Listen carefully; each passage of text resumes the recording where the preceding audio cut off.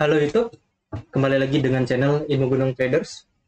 Oke teman-teman, pada sesi kali ini kita akan membahas penyebab mayoritas trader pasti gagal, ya.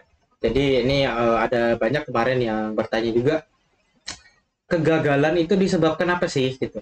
Apakah rugi sama dengan gagal, ya kan? Atau kegagalan itu maksudnya yang lain gitu, ya? Nah hari ini kita akan membahas kenapa trader itu pasti gagal, ya.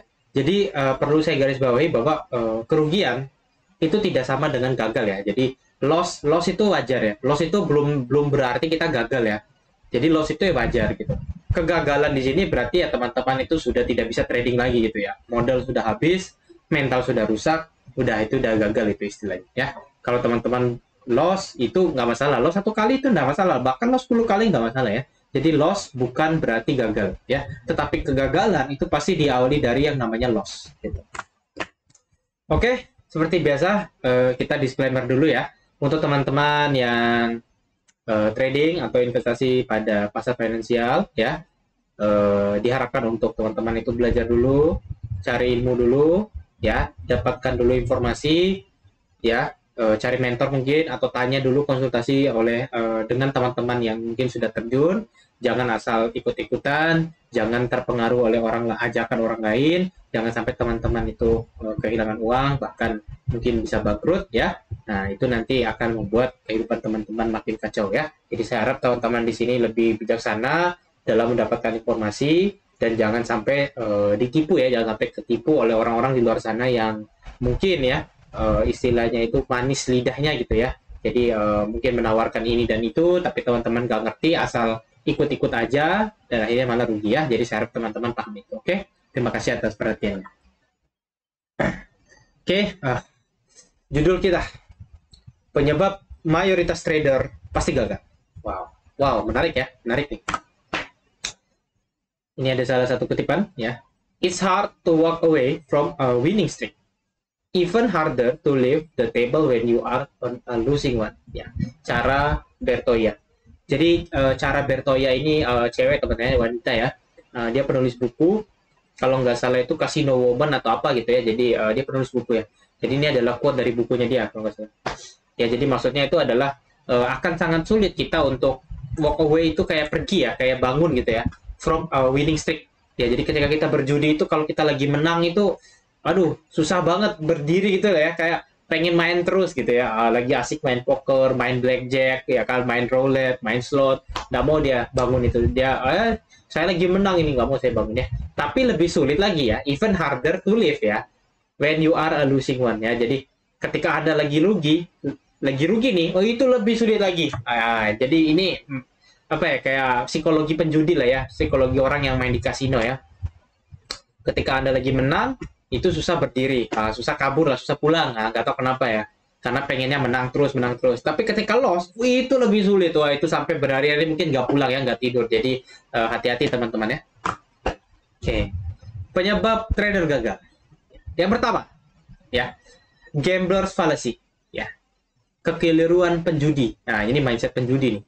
Orang-orang percaya bahwa probabilitas harus meratakan satu sama lain dalam jangka pendek. Trader salah menafsirkan keacakan dan percaya bahwa setelah 3 kali mengalami kerugian, perdagangan selanjutnya akan menghasilkan keuntungan. Ya. Probabilitas tidak berubah berdasarkan hasil sebelumnya. Ya. Jadi maksudnya begini, misalnya teman-teman trading, loss. Nah tiba-tiba di sini mindsetnya muncul, mindset penjudi. Di sini resikonya 10. Trading yang kelima, teman-teman pakai risiko $40. Mikirin, kalau profit, ini tutup, ini ketutup. Pakai risiko 40. Berpikir bahwa, masa sih 4 kali loss, nggak loss, masa 4 kali loss ini loss lagi, nggak mungkin katanya, kan. Nggak mungkin lah, dia. Akhirnya apa yang terjadi? Loss juga. Ya, loss juga. Dari yang harusnya rugi, sekian jadi sekian. Nah, ini penjudi, mindset penjudi, ya. Jadi, penyebab trader gagal, ya, bukan kalah, ya, tapi gagal, ya, saya bilang, atau duitnya habis, ya, karena ini mindset ini paling banyak, ya. Jadi dia trading 10 kali, 20 kali loss semua, tiba-tiba, ya, mungkin 5 kali loss semua. Trading yang ke-6 dia mungkin martingale, atau resikonya dia besarkan, akhirnya apa? Loss lagi dan makin makin dalam lossnya ya. Nah, ini sering sekali terjadi ya. Ya, jadi probabilitas itu nggak berubah ya dari hasil sebelumnya. Probabilitas ya probabilitas gitu ya. Seperti orang bilang misalnya probabilitas trading saya itu sekitar mungkin 45%. 45%. Ya. Dalam 100 kali trade ya, saya bisa saja loss misalnya 65 kali. Ya, mungkin. Ya, saya bisa saja loss 65 kali. 65 kali loss. Nah, 45 kali profitnya ini, win-nya ya, benarnya itu bisa jadikan di akhir. Jadi di awal-awal loss semua gitu. Loss gitu loh. Ya, dalam mungkin 20 kali trading pertama mungkin loss semua gitu. Kenapa? Ya karena kita punya kemungkinan loss 65 kali dalam 100 kali trading dengan win rate 45% gitu. Jadi jangan heran ketika Anda rugi banyak di awal gitu loh. Ya kan bisa jadi memang probabilitasnya seperti itu gitu loh. Ya, makanya kan di sini teman-teman itu kan harus backtest dulu makanya kan. Untuk melihat konsekutif loss-nya berapa. Misalnya konsekutif loss saya rata-rata itu 6 kali gitu loh. 6 kali sampai 7 kali. Jadi loss tuh bisa saja 6 kali berturut-turut, 7 kali berturut-turut. Ya saya santai aja. Gitu. Karena saya sudah ngatur resiko saya. Tapi kalau misalnya saya penjudi ya, waduh 6 kali loss. Trading yang ke-7 loss lagi. Oh, yang ke-8 saya full margin dah. Ya kan sudah frustasi saya, udahlah habisin aja modal nih sekalian gitu. Emosi dong ya kan. Ya padahal kan kalau saya hanya menggunakan resiko sedikit, ya misalnya kan saya menggunakan resiko $10, modal saya 10.000 misalnya. Ya kan saya hanya rugi misalnya kalau dalam 7 kali cuma 70 aja ruginya. 70 ini aja nggak nyampe 1%. Ya, 1%-nya dari 10.000 kan 100. Ya jadi saya rasa saya nggak harus stres gitu. Ya, nggak harus stres. Orang-orang yang stres yang ngamuk-ngamuk di luar sana tuh saya rasa resikonya terlalu besar. Pengen cepat kaya malah habis duitnya. Tapi diulangin terus. Nah, itulah orang-orang yang nggak pakai otak ini. Emosi aja yang dipakai ya. Nah, ini kegagalan pertama ini pasti sering kayak gini. Penjudi, mindset penjudi ya. Sudahilah mindset penjudi ini. Sudah, jangan dilakuin terus. Tobat teman-teman. Ya, serius. Ini kalau sering kebiasaan, modal berapapun, mau itu teman-teman deposit 1 miliar, 10 miliar, 100 miliar, habis saya bilang. Habis. Nggak bisa. Ya, nggak bisa. Saya sudah buktikan. Ya. Tahun 2021, ya, saya trading menggunakan modal 150 juta. Teman saya menggunakan modal 2, sekian miliar. Apa yang terjadi? Dia rugi 1,8 miliar.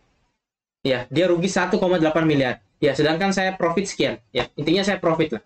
Tapi nggak 100%. Saya profit mungkin sekitar 5.000, 6.000-an dolar. Ya. Jadi saya profit hampir 50% dari modal saya. Teman saya rugi 1,8 miliar. Tahu nggak kenapa? Yang pertama adalah, ya, karena dia menggunakan modal yang terlalu besar, ya, biasa penjudi ya. Karena dia menggunakan modal yang terlalu besar, jadi mungkin resiko dia 50 juta satu kali trading misalnya. Sedangkan saya mungkin resikonya itu 500.000 sampai 1 juta mungkin. Jadi jelas beda lah. Memang modal dia besar, tapi apa ya, mungkin manusia ini kan punya mentalitas yang berbeda teman-teman ya. Saya misalnya rugi 10 kali. Ya, saya resikonya misalnya 1 juta. Rugi 10 kali saya cuma hilang 10 juta. Ya, sedangkan dia misalnya resikonya adalah tadi 50. Rugi 10 kali udah hilang 500 juta. Ya, mau mobil satu. Ya kan, sedangkan saya 10 juta paling cuma dapat laptop baru lah, ya. Nah, jadi ketika dia mungkin ngalamin rugi 10 kali, mentalnya udah rusak. Emosi lah ya. Akhirnya udah habis di situ. Ya, memang kalau dia profit ya, besar, jelas lah. Saya paling per satu kali trading kalau saya profit paling dapat 2 sampai 3 juta aja syukur gitu. Kalau dia mungkin bisa ratusan gitu. Tapi ya itu, ketika mengalami yang namanya kerugian, saya tenang. Gitu loh. Kalau dia panik, panik akhirnya apa? Ya mungkin entah apa yang terjadi tiba-tiba ya nyangkut. Nggak berani cut loss dan segala macam. Akhirnya loss 1,8 miliar. Dari modalnya 2 miliar lebih tadi. Saya suruh dia cut, saya suruh dia tutup, untuk untuk terima aja kerugiannya, dia nggak mau. Akhirnya apa, semua modalnya habis, margin call. Nah, itu adalah salah satu contoh yang dimana kamu tidak boleh berpikir bahwa jika modal kamu besar kamu akan menang, kamu akan profit dan kamu pasti profit. Enggak lah gitu. Manusia itu punya ketakutan, manusia itu punya keraguan, manusia itu punya kecemasan. Ketika dia melihat, aduh saya sudah loss 500 juta, panik dia. 500 juta ini bisa beli Civic baru teman-teman. Ya, Honda Civic baru tuh teman-teman bisa beli tuh, duit 500 juta. Ya, teman-teman 500 juta ini bisa ya keliling Eropa lah ya, sebulan 2 bulan itu bisa. Ya, ya, dan ini bisa buat hidup 3 tahun kalau saya ya. Tapi saya hanya menggunakan risiko yang kecil, toh modal saya juga segitu ya. Saya nggak ngikuti style orang, ya. Jadi saya istilahnya tuh sesuaikan ya. Jadi isi dompet saya sesuaikan, risiko saya sesuaikan, mental saya sesuaikan. Saya kalau lolos 50 juta sekali trading ya, tuh saya bisa demam gitu loh ya. Bisa demam, bisa sakit, mungkin bisa nggak tidur gitu. Tapi ya saya pakai risiko 1 juta aja gitu. Karena saya pikir 1 juta ya is okay gitu loh. Modal sesuai gitu. Nah, mungkin ya itu tadi walaupun orang modalnya besar, kalau dia nggak punya mental yang baik, masih mental penjudi, udah itu susah. Ya, jadi modal besar itu nggak ada jaminan. Jadi jangan pikir teman-teman, kalau modal saya besar, saya pasti untung. Nggak ada, omong kosong. Kalau Anda nggak tahu cara trading yang benar, mau modal berapapun habis. Percaya itu ya. Saya sudah buktikan. Oh, udah sering sekali saya buktikan ya. Ya, jadi apa namanya? Memang di dalam hidup ini ya, terkadang kita itu dibutakan oleh banyaknya ilusi ya. Jadi trading dikira modal besar itu pasti untung. Mana? Nggak ada ya. Modal besar resikonya juga pasti besar. Kalau Anda nggak siap, kalau Anda nggak punya mental yang siap, teman-teman nggak punya mental, nggak punya kesiapan, nggak punya ilmu yang cukup, wah hati-hati. Gemetar itu serius. Gemetar. Teman-teman akan pertamanya itu ya biasanya deg-degan dulu. Kalau udah loss 10 kali, loss sudah besar, biasanya udah mulai panik, susah tidur, insomnia, sudah mulai mencari solusi gimana cara ngembalin loss. Akhirnya apa? Gonta-ganti metode lah, ikut VIP segala macam dengan harapan lossnya bisa balik.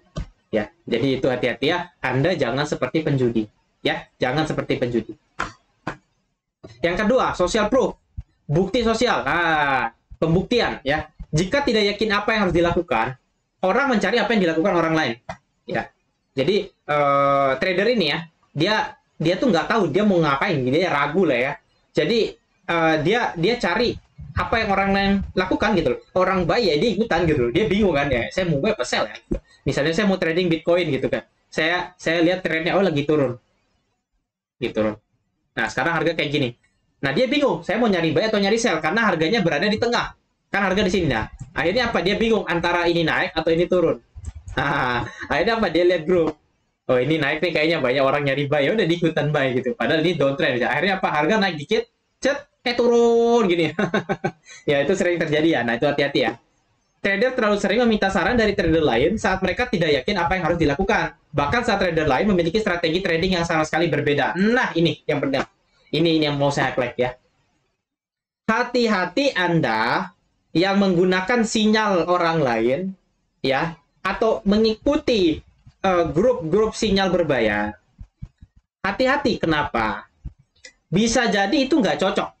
Bisa jadi itu nggak cocok. Ingat kata saya ya, jangan sampai terjebak, apalagi sampai ikut apa yang orang lain lakukan, apalagi ngikut sinyal orang.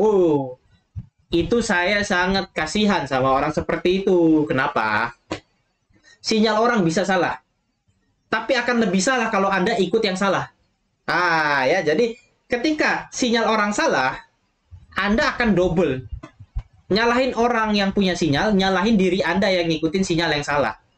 Ya, jadi hati-hati. Apalagi kalau teman-teman lagi bingung, ya, nanya ke trader yang metodenya beda dengan kita. Gitu loh. Misalnya saya menggunakan metode pullback, ya. Ketika ada breakout, saya entry di situ ya. Jadi misalnya harga lagi naik, breakout. Nah, saya menunggu harga turun, baru saya entry ya, sini.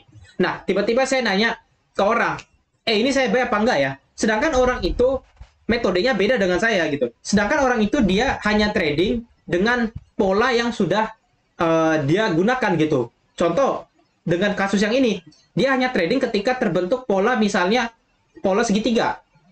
Jadi pola seperti ini. Nah, jadi dia hanya entry ketika nanti ini turun kayak gini, baru ini naik lagi. Nah, sedangkan saya kan nggak menggunakan pola segitiga, saya menggunakan istilah hanya level support resisten yang di break, pullback di situ, baru saya entry misalnya gitu. Nah, ini kan beda ya, metodenya udah beda, gitu loh. Alasannya udah beda nih, gitu loh. Nah, tiba-tiba nanya ke dia yang nggak nyambung. Akhirnya apa? Yang harusnya kita buy di sini, kita ikuti saran dia. Oh, kalau saya nunggunya pola nanti terbentuk segitiga. Apa yang terjadi? Pola segitiganya nggak muncul. Apa yang terjadi? Harga naik langsung begini. Oh, tiba-tiba mata kita ngelihat, gitu loh. Naik gitu loh. Kenapa saya nggak buy di situ aja? Kenapa saya nggak entry di situ aja? Kenapa saya harus nunggu bikin pola segitiga? Nah, ini Ini yang saya bilang. Anda yang duluan bingung, Anda yang duluan kepo sama orang lain, ikut-ikutan orang lain. Ketika sudah salah, ketika sudah keliru, ketika sudah nggak sesuai, orang lain malah disalahin. Bahkan Anda kesal sendiri. Makanya ini. Jadi manusia itu kebanyakan kalau dia nggak yakin, dia nyari, nyari ke orang lain gitu.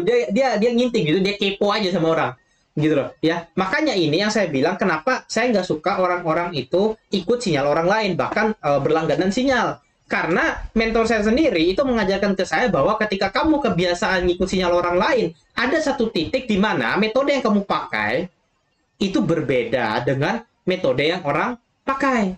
Dan akhirnya di situ akan terjadi kebingungan yang dimana realitanya adalah kamu harus ngebuy di sini dan harga naik, malah menunggu terjadinya triangle. Ini yang menyebabkan propaganda psikologis kita itu tumbuh. Sudah mulai nih kesal nih pelan-pelan gitu loh.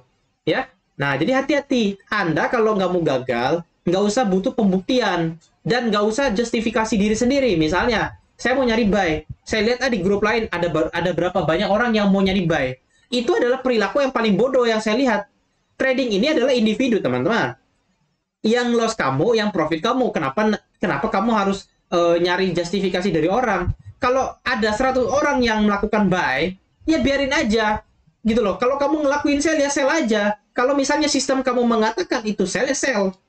Karena 100 orang ini bisa jadi metodenya berbeda dari kita. Ini dikit-dikit. Lihat di grup, ada berapa banyak orang yang nge-buy. Ada berapa banyak orang yang sell. Nah, saya mau nyari buy atau nyari sell? Ikutan yang sell. Ikutan yang buy. Nggak kayak gitu. Trading itu individual. Yang rugi kamu, yang untung kamu. Ya, nggak usah ngeliat orang lain dan nggak usah ikut-ikutan orang lain, nggak usah omong kosong itu. Ya, mau dia sekalipun orang hebat, bahkan saya ke murid saya nggak pernah saya suruh mereka ikutan saya. Dan ada saya juga share sinyal nggak jelas, ngapain? Ya, gitu loh. Buat apa? Mereka entry suka-suka dia, saya juga entry diam-diam aja. Ngapain saya kasih tahu mereka saya entry di mana, saya exit di mana? Ya, itu akan menyebabkan nanti mentalnya rusak. Karena dikit-dikit nanya ini, nanya itu, pengen lihat ini, pengen lihat itu, nggak usah. Biarkan kalian itu mandiri. Ya, jadi teman-teman harus mandiri. Mandiri aja gitu loh. Lakuin sendiri, analisa sendiri, entry sendiri, nggak usah ngelihat orang lain. Ya, takutnya apa? Strateginya beda, metodenya beda, stylenya beda. Akhirnya apa? Ya, misalnya saya trader swing gitu. Ya kan suka nahan posisi berhari-hari. Tiba-tiba ada orang ngikut saya. Dia orang scalper. Dia stres itu ngikut saya. Pernah itu ada. Ya. Saya 20 hari nunggu kena TP santai-santai aja gitu. Ya. Masih jalan kiri kanan gitu. Masih ngopi sana-sini di kafe. Dianya panik karena dia bilang, oh ini kok lama banget ya nyampe TP gitu loh. Dia gelisah. Dia sampai malam itu saya mau tidur, dia tanya, ini bakal ke TP gak ya? Dia nanya gitu ke saya. Saya sampai ketawa gitu. Nih orang kenapa gitu loh? Tengah malam nanya bakal ke TP gak ya? Malam itu ya tidur gitu loh. Ngapain kamu nanya ke orang gitu loh? Kamu ngikut sinyal orang, tapi kamu nanya lagi ke orang gitu loh. Ngapain? Dari awal kamu udah ngikut dia gitu loh. Ya jadi kayak teman-teman tuh ngikut pantat mobil di depan gitu. Teman-teman lagi bawa mobil, ada pantat mobil di depan. Teman-teman ngikut. Ya kalau mobilnya diam ya diam. Kalau mobilnya jalan ya jalan gitu loh. Ya itu kalau ngikutin sinyal orang gitu. Nah, jadi jangan sampai mobilnya diam, Anda tetap jalan, nabrak nanti. Itu sering terjadi kayak gitu. Itu lucu banget itu ya, pengalaman saya tahun lalu ya. Ada teman saya ngikutin sinyal, saya kasih sinyal. Akhirnya apa? Dia nggak tahan ya. Berapa hari itu, 10 hari lebih, floating profit. Dia pengen close. Gatal dia kan, dia nanya ke saya, sudah TP belum? Saya ketawa ya belum lah, ngapain saya TP? Orang belum nyampe TP ya kan gitu. Terus dia tanya, ini pasti naik, pasti akan ke TP nggak sih? Dia nanya gitu ke saya. Dan saya ketawa aja malam-malam gitu. Saya mikir, ini orang goblok, orang mana ini? Bodoh sekali saya bilang gitu. Ya bukan berarti dia bodoh gimana, tapi dia nanya ke saya, nyampe TP nggak? Dia nanya ke saya yang punya sinyal gitu. Saya yang punya analisa gitu.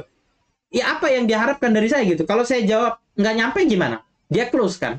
Gitu loh. Gimana kalau saya jawab nggak nyampe tapi saya nggak close posisi? Dia close posisi sendiri. Nah, jadi gampang sekali saya memanipulasi orang saat itu kalau saya mau. Tapi saya bilang, belum lah. Saya bilang, tahan aja gitu. Karena saya pengennya dia berlatih juga untuk menahan posisi gitu ya.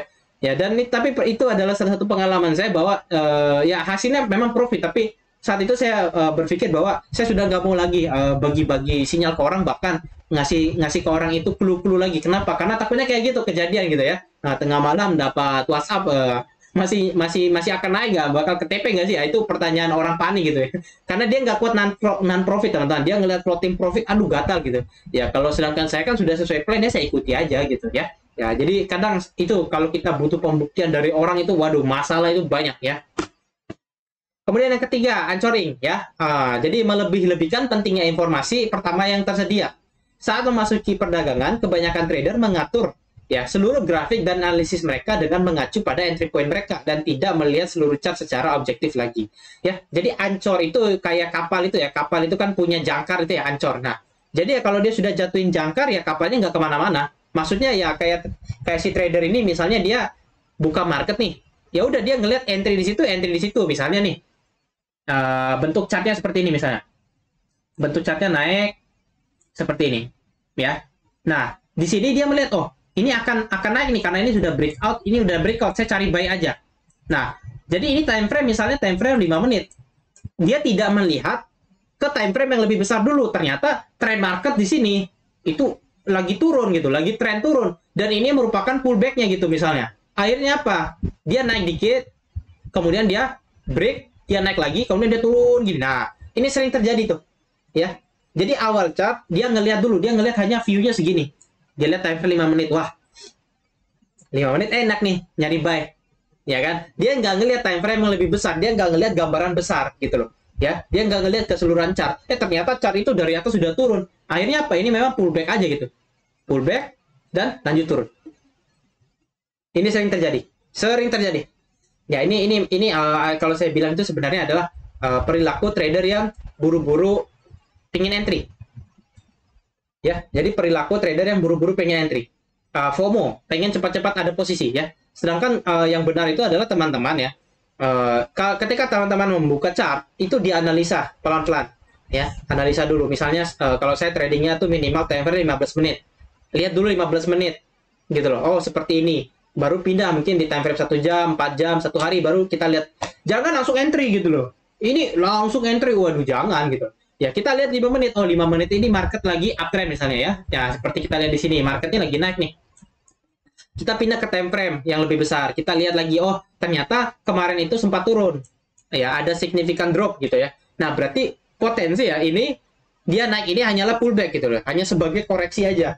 Akhirnya apa ya udah saya tunggu dulu gitu. Saya tunggu sampai ada support yang di break atau apapun itu ya. Sinyal-sinyal yang muncul ya. Ya, dan akhirnya ya udah gitu. Saya tunggu, akhirnya dia nyampe ke area sini misalnya, kemudian dia turun, sudah melemah, dia naik lagi dikit untuk koreksi, baru dia turun. Nah, jadi kalau kita lihat di sini seperti pola apa? Di sini ada satu bahu kiri, di sini ada satu bahu kanan, di sini ada kepala. Jadi ini seperti pola head and shoulders teman-teman ya. Jadi pola bahu dan kepala itu head and shoulders ya. Jadi ya udah kita tinggal ikutin aja misal kayak gitu ya. Jadi trading itu seperti itu ya.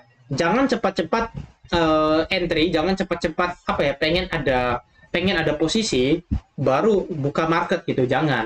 Analisa dulu yang benar, cari konfirmasi dulu, jangan panikan jadi orang. Trader itu kalau panikan serius Anda nggak guna serius. Nggak usah trading lah, panikan banget gitu loh. Ya trading itu harus tenang teman-teman. Trader itu tenang dulu, buka chart, walaupun ada momentum, tenang dulu, lihat dulu. Nah ini nanti kira-kira sampai mana gitu. Kemudian pullbacknya sampai mana, baru kita entry di situ. Jangan baru lihat chart, oh turun, langsung masuk, turun, langsung masuk, waduh. Orang kalau kayak gitu saya rasa itu waduh kayak penjudi teman-teman, ngeri banget itu ya. Nah itu hati-hati. Sebelum trading lihat dulu gambaran besar, analisa dulu dengan baik, jangan cepat-cepat pengen entry, jangan cepat-cepat pengen punya posisi karena itu tidak menjamin ya. Siapa yang duluan masuk itu belum berarti dia duluan keluar atau dia pasti profit. Nggak ada aturan itu. Ya. Kemudian yang keempat itu dilution effect ya, efek dilusi ya. Data yang tidak relevan melemahkan data lain yang lebih relevan. Nah itu hukumnya ya.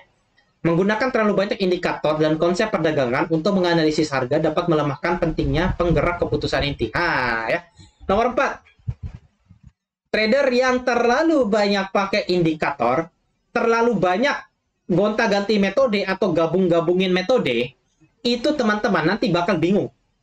Pada saat bikin keputusan nanti bingung. Ya, ini sering terjadi ya. Jadi banyak trader di luar sana itu yang nggak tahu ya, chartnya itu penuh.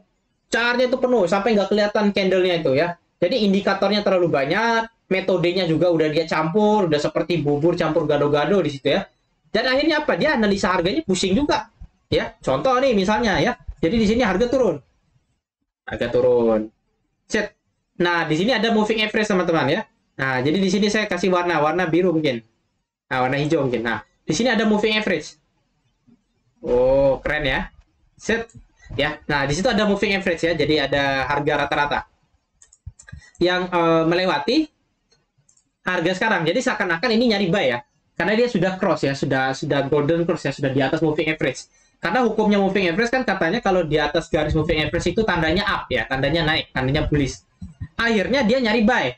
Tapi metode yang lain menunjukkan bahwa ini harusnya nyari sell. Kenapa? Karena di sini ada support yang di break, kemudian di sini adalah ada yang namanya lower high gitu loh. Ini lower high, ini juga lower high gitu.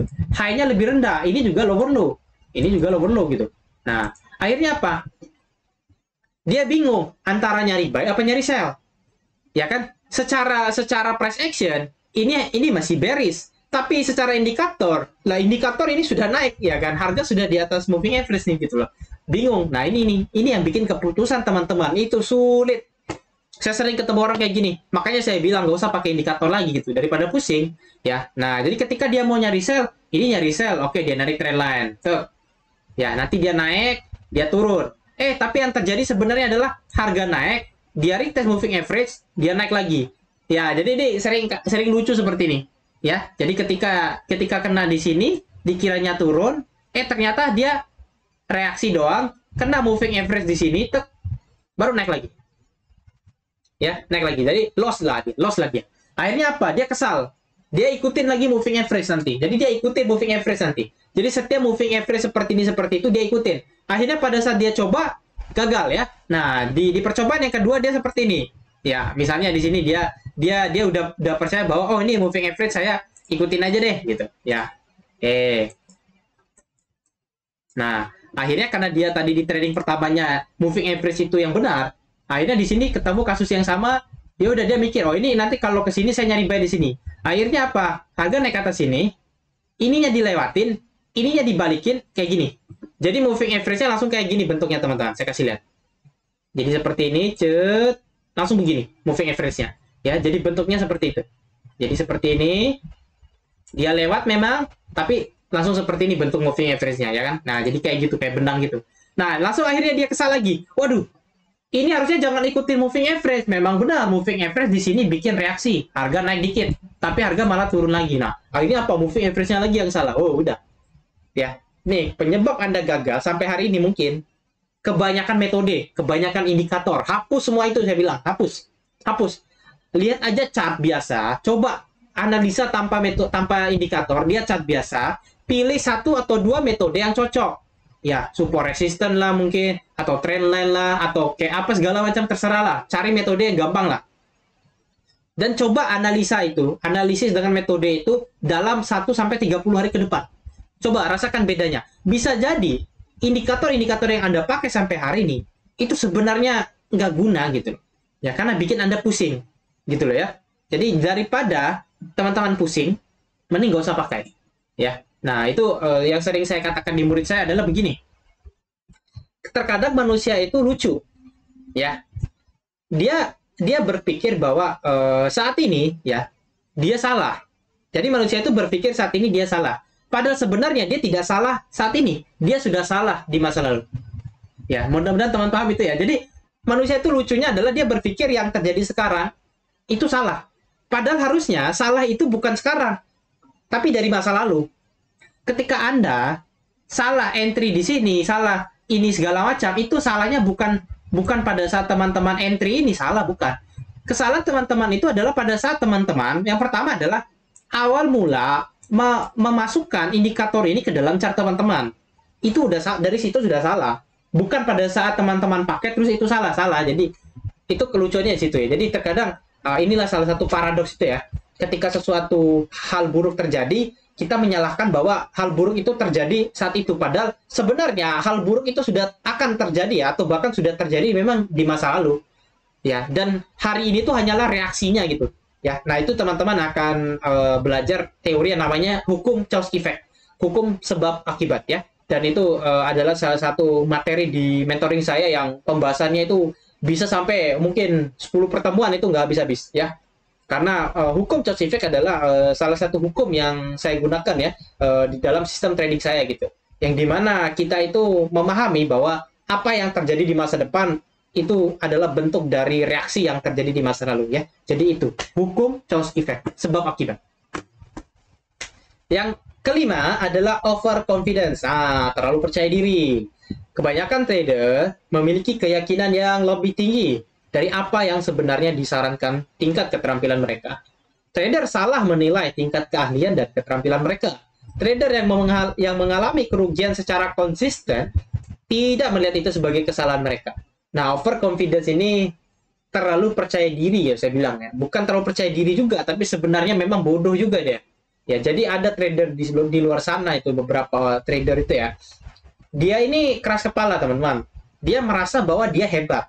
Ya, makanya dia salah menilai tingkat keahlian dan keterampilannya gitu. Dia kira dia hebat. Gitu loh. Dia kira dia nih sudah profesional. Dia kira dia itu sudah punya ilmunya gitu. Akhirnya apa? Ketika dia loss, dia justifikasi, nggak apa-apa loss. Ketika loss lagi sampai 10 kali, ya udah konsisten nih. Nggak apa-apa, santai aja. Loss lagi 10 kali, dia nggak sadar itu salah, ada kesalahan.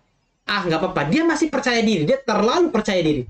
Ya, dia merasa bahwa, wah ini nih wajar aja gitu. Ya, padahal ya, kalau misalnya kita mengalami kerugian yang berkali-kali, kita harus evaluasi gitu. Ya, itu juga yang saya lakukan, evaluasi gitu loh. Jangan ketika kita loss, kita biarin aja, kita merasa bahwa tenang saja gitu. Saya nanti pasti cuan besar, tenang saja. Kata tenang ini nggak enak maknanya. Ya, tenang ini nggak enak maknanya ya. Ya, jadi kebanyakan trader di luar sana memang sebenarnya nggak ada ilmunya gitu. Omong kosong semua gitu, ya. Omong kosong semua saya bilang ya. Mereka merasa ketika bisa menghasilkan ribuan dolar mereka sudah pro. Gitu loh. Kenapa? Karena ya mereka melihat nilainya gitu loh. Oh, saya sudah bisa ngasilin 10.000 dolar, 50.000 dolar dalam trading saya. Percayalah, orang-orang kayak gitu itu kalau saya bilang itu kayak anak kecil. Ya, kayak anak kecil baru dapat permen itu loh, baru bisa beli permen sendiri. Iya, kasihan gitu. Kenapa? Karena bisa jadi ya itu kan hanya sesaat aja gitu loh. Bukan sebenarnya gitu. Itu kan harus dilihat dalam jangka waktu yang panjang gitu loh. Ya, 2 tahun, 3 tahun, ya minimal setahun harus lihat dulu gitu. Ya, karena ketika Anda trading pada saat kondisi market itu lagi trending, ya, lagi naik kencang, naik kencang, naik kencang. Ini Anda pasti bisa dapat profit yang banyak, pasti. Tapi ketika marketnya sudah begini, belum tentu saya bilang gitu loh ya. Makanya ketika mereka mungkin profit besar bisa jadi dalam keadaan major trend pada saat market itu memang lagi kencang-kencangnya gitu loh, naik dan turun gitu, lagi trennya jelas. Ketika market itu sudah konsol ya, sudah sideways panjang atas bawah, bisa jadi mereka nggak profit lagi, bisa jadi loss lebih dari itu ya. Makanya saya bilang omong kosong lah gitu loh ya. Yang penting pertama adalah Anda itu harus tahu gitu loh. Kepercayaan diri itu bisa hilang kapan saja. Market itu bisa ngebantai orang loh. Dia bisa propaganda psikologi orang. Hati-hati loh. Dibikin menang dulu, menang. Ada satu waktu dihancurin satu kali. Ya. Dihancurin mentalnya itu pelan-pelan biasanya. Nah, itu yang bikin si trader itu kadang kalau terlalu kalau terlalu confidence ya, percaya diri itu, terlalu pede aja. Dia ketika loss dia nggak sadar itu udah salah. Dan diulang berkali-kali gitu sampai pada suatu saat ada teman yang negur bahwa coba evaluasi dulu nih ya, jangan-jangan ada yang salah. Nah, tapi kebanyakan trader yang overconfidence ini nggak mau evaluasi sih. Biasanya mereka ya ngotot gitu kalau mereka orang yang paling benar gitu ya, orang yang bisa ngerampok market itu sampai duitnya habis gitu ya. Jadi mindsetnya masih kayak mindset anak kecil gitu ya. Nah, kalau orang yang sudah dewasa, trader yang dewasa, dia akan melihat bahwa ya trading ini adalah lebih dari proses saya mengenali diri saya sendiri gitu ya. Ketika saya terlalu percaya diri saya harus hati-hati ya, ketika saya terlalu takut saya juga harus hati-hati gitu ya. Jadi terkadang ketika orang itu mengalami profit yang besar itu harusnya hati-hati, apakah ini hanyalah keberuntungan atau skill gitu, benar-benar keterampilan gitu. Dan ketika teman-teman mengalami kerugian ini harus dilihat juga gitu, apakah murni ini kesalahan atau apa gitu, ada hal lain. Nah, itu harus evaluasi terus ya. Makanya saya tuh selalu memberitahu gitu murid-murid saya bahwa loss itu nggak apa-apa, yang penting kamu tahu alasannya apa, itu dulu. Kalau kamu sudah tahu alasan loss kamu, ya nggak apa-apa, loss itu nggak masalah. Tapi kalau loss kamu nggak tahu alasannya apa, maka sampai kapanpun kamu akan istilahnya mengulangi hal yang sama ya. Jadi seperti orang yang jalan nggak pakai sandal ya, tiba-tiba kakinya kemarin itu kena batu luka, tapi dia nggak tahu kenapa kakinya luka padahal nggak pakai sandal kan. Akhirnya besok dia ngelakuin yang sama ya kan, dia jalan nggak pakai sandal lagi, akhirnya kakinya kena paku ya. Terus dia belum tahu juga, oh kenapa ya kaki saya kena paku, dia nggak tahu karena dia nggak pakai sandal. Besoknya dia ulangi lagi ya, akhirnya apa, kakinya mungkin kena istilahnya itu pecahan kaca, beling. Akhirnya kakinya berdarah, robek. Nah, habis pulang dia baru sadar, wah ini kaki saya terus yang kena luka. Berarti karena saya nggak punya pengaman nih di kaki saya, nggak pakai sandal misalnya, nggak pakai sepatu. Baru dia sadar. Nah itu, ketika kakimu sudah robek, baru sadar. Itu yang sering terjadi ya. Itu orang-orang confidence sih, trader-trader confidence tuh seperti itu dia. Dia tidak tahu alasannya dia mengalami kerugian atau kesalahannya apa, dia nggak ada evaluasi sampai pada akhirnya ketika itu sudah loss besar, sudah depo 5 kali, 10 kali itu sisa tabungan, sisa sedikit baru sadar, oh ya, ini saya dari kemarin salahnya di sini gitu ya. Baru sadar itu ya. Oke, kesimpulan teman-teman. Sebagai seorang trader yang hebat, jangan pernah berpikir untuk menjadi seperti penjudi di pasar. Seorang trader yang memiliki perilaku penjudi hanya sekedar menjadi tim hore dan bikin rame. Seorang trader yang hebat tidak butuh pengakuan dari orang lain, bahkan mengikuti rencana orang lain.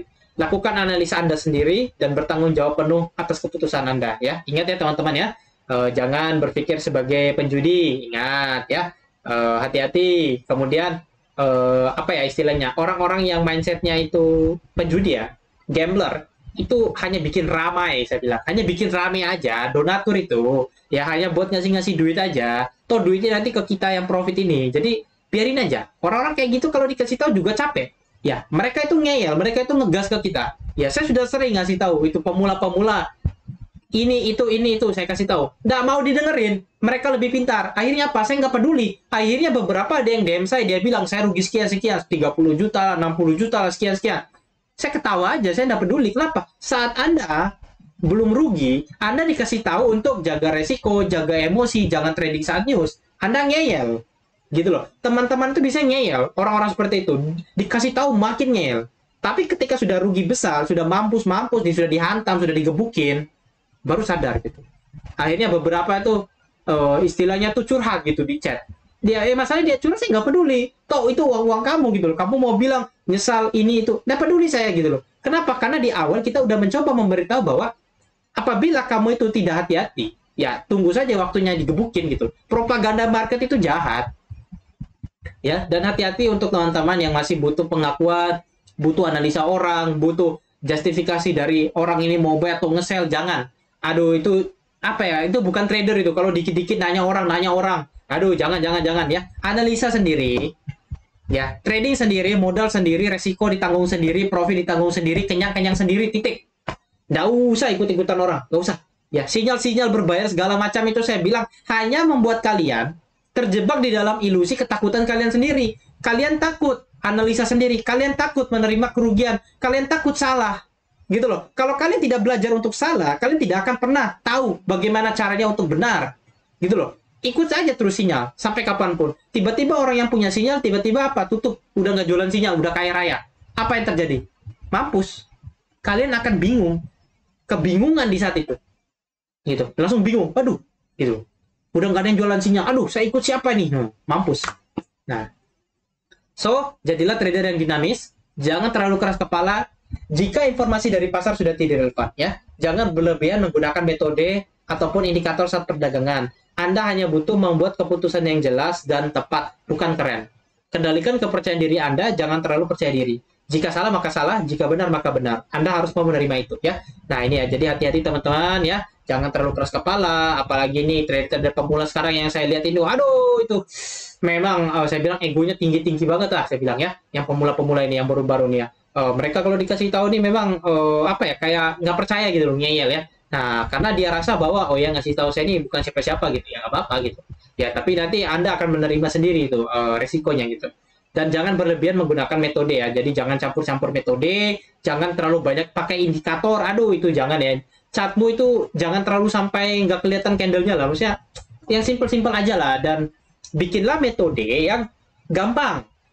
Gampang teman-teman pakai, gampang teman-teman pelajari, gampang teman-teman perbaiki, gampang teman-teman evaluasi. Jangan pakai metode yang susah sekali gitu loh. Jangan pakai indikator yang susah gitu loh. Aduh, itu bikin saya pusing kadang ya. Melihat trader-trader pemula itu dia kenapa ya merasa keren gitu loh. Kelihatan keren banget gitu kalau chartnya itu penuh dengan segala macam indikator. Norak tahu gitu loh. Bukan keren lagi tapi norak gitu loh saya bilang. Ya, itu kayak orang kampungan aja gitu kayak gitu. Ya, trader kampungan kita bilang kadang.